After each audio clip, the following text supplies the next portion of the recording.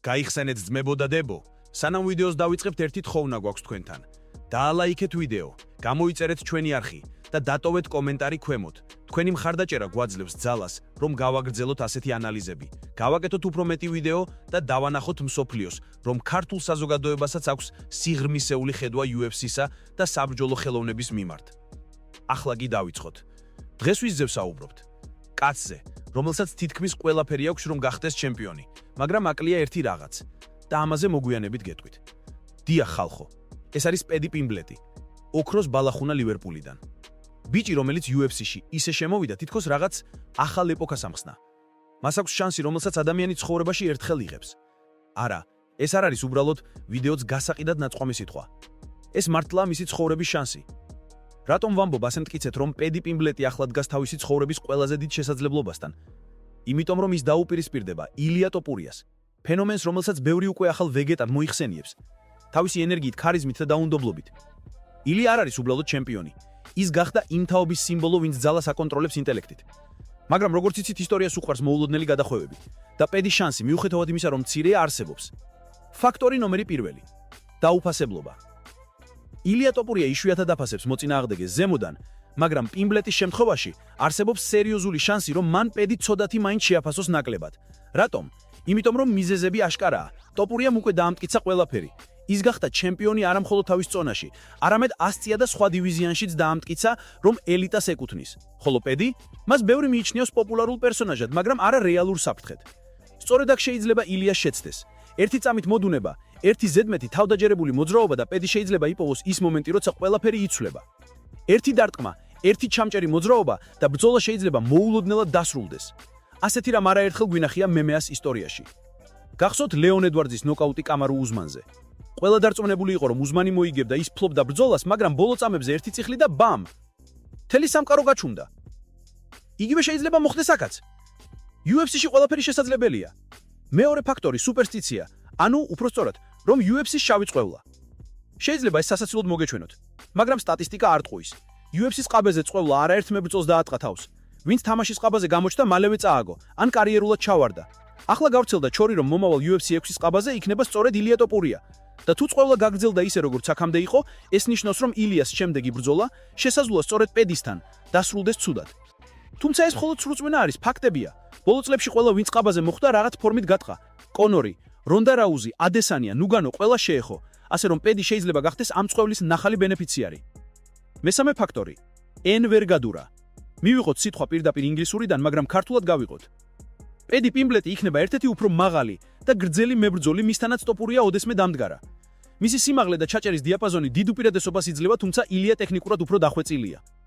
ბევრი მათგანის, ვისაც მსგავსი უპირატესობა ჰქონდათ, არ გამოიყენეს იღი ბოლომდე. მაგალითად, ჩარლს ოლივეირა, რომელიც მიუხედავად თავისი გრძელი ხელებისა და ფიხებისა, უფრო ახლო დისტანციაზე მუშაობს. პედი კი შეიძლება სხვაგვარად იმოქმედოს. გამოიყენოს მანძილი არა დარტყმისთვის, არამედ იმისთვის, რომ ილია აიძულოს შეწყობა დაუშვას და გადაყვანის შესაძლებლობა იპოვოს. და აქ იწყება ყველაზე საინტერესო. პედის გამარჯვების გზა არ არის სიჩქარეში, არამედ მოთმინებაში.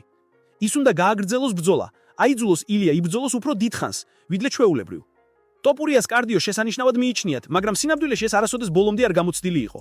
თუ პედიმ შეძლო ტემპის კონტროლი და პირველი ორი რაუნდი სტრატეგიულად დახარჯა, მესამე რაუნდიდან და შემდეგ ყველაფერი მისი შეიძლება იყოს. ეს სტრატეგია კლასიკურია გრაპლინგ ბაზირებულ მებრძოლებისთვის და სწორედ ამით შეიძლება გააკვიროს ყველა. ახლა კი ძმებო, გადავიდეთ იმაზე, რაც ხშირად უფრო დიდ როლს თამაშობს, ვიდრე ფიზიკური მომზადება. ეს არის მენტალური და ემოციური მდგომარეობა. ილია ტოპურია ცნობილია როგორც გამძლე, მტკიცე და დაუნდობელი მებრძოლი. მაგრამ ახლო წრეში ბევრმა აღნიშნა, რომ ბოლო პერიოდში მას ცხოვრებაში რთული პერიოდი ჰქონდა. ამბობენ, რომ ის და მისი მეუღლე ერთმანეთს დაშორდნენ. მართალია ეს დადასტურებული არ არის, მაგრამ ხმების საკმარისად ძლიერად დადის იმისთვის, რომ ფსიქოლოგიური ზეგავლენა განხილვის თემად იქცეს. ასეთ დროს ბრძოლა უკვე აღარ არის მხოლოდ სპორტი, ეს ხდება შინაგანი ომის საკუთარ თავთან. და ახლა წარმოიდგინეთ, ეს ყველაფერი ემატება იმ ფაქტს, რომ ტოპურიას ძმაც ამავე პერიოდში იბრძვის. ოჯახური სტრესი, პირადი პრობლემები, მედიიდან მომდინარე ზეწოლა. ეს ყველაფერი ქმნის ფსიქოლოგიურ ფონზე მებრძოლისთვის ურთულეს გარემოს. სწორედ ამიტომ პედი პიმბლეტისთვის ეს შეიძლება იქცეს იმ ფანჯარად, სადაც ილია ვერ იქნება 100%-ით კონცენტრირებული. გარდა ამისა, მოდით დავფიქრდეთ мотиваციაზე. პედი ახლა თავისი ცხოვრების ყველაზე მნიშვნელოვან ეტაპზეა. ეს ის ბრძოლაა, რომელზეც მთელი კარიერა შეიძლება აშენდეს ან დაინგრეს. მისთვის ეს არ არის მხოლოდ ტიტული. ეს არის შანსი დაამტკიცოს, რომ მას არასოდეს დაუმსახურებია სოციალური მედიის მებრძოლის ტეგი. მან უკვე მოусმინა 1000 კრიტიკას, რომ გადააჭარბეს, რომ შენ ჩემპიონი ვერ გახდები, რომ შენ მხოლოდ იუთუბერი ხარ. ახლა კი შეუძლია ყველას დაანახოს, რომ მისი გზა რეალური იყო. ილიასთვის კი პირიქით, ბევრი თვლის, რომ ის უკვე გაკეთებულია. მან დაამარცხა ელიტა, მოიგო ქამარი და ახლა უფრო ხშირად საუბრობენ მის ბრძოლაზე ისლამ ახაჩევთან ვიდრე პედიზე. ამ ფსიქოლოგიურმა დისბალანსმა შეიძლება სერიოზულად იმოქმედოს. როცა ერთი ხედავს ბრძოლას როგორც სიცოცხლის შანსს, ხოლო მეორე როგორც სამუშაო მოვალეობა, мотивация ყოველთვის სხვაგვარად მუშაობს. და ახლა წარმოვიდგინეთ, ეს ყველაფერი ემატები იმ ფაქტს, რომ ტოპურიას ძმაც ამავე პერიოდში იბძვის. ოჯახური სტრესი, პირადი პრობლემები, მედიიდან მომდინარე ზეწოლა. ეს ყველაფერი ქმნის ფსიქოლოგიურ ფონზე მებრძოლისთვის ურთულეს გარემოს. სწორედ ამიტომ პედი პიმბლეტისთვის ეს შეიძლება იქცეს იმ ფანჯარად, სადაც ილია ვერ იქნება 100%-ით კონცენტრირებული. გარდა ამისა, მოდით დავფიქრდეთ мотивациაზე. პედი ახლა თავისი ცხოვრების ყველაზე მნიშვნელოვან ეტაპზეა. ეს ის ბრძოლაა, რომელზეც მთელი კარიერა შეიძლება აშენდეს ან დაინგრეს. მისთვის ეს არ არის მხოლოდ ტიტული. ეს არის შანსი დაამტკიცოს, რომ მას არასოდეს დაუმსახურებია სოციალური მედიის მებრძოლის ტეგი. მან უკვე მოусმინა 1000 კრიტიკას, რომ გადააჭარბეს, რომ შენ ჩემპიონი ვერ გახდები, რომ შენ მხოლოდ იუთუბერი ხარ. ახლა კი შეუძლია ყველას დაანახოს, რომ მისი გზა რეალური იყო. ილიასთვის კი პირიქით, ბევრი თვლის, რომ ის უკვე გაკეთებულია. მან დაამარცხა ელიტა, მოიგო ქამარი და ახლა უფრო ხშირად საუბრობენ მის ბრძოლაზე ისლამ ახაჩევთან ვიდრე პედიზე. ამ ფსიქოლოგიურმა დისბალანსმა შეიძლება სერიოზულად იმოქმედოს.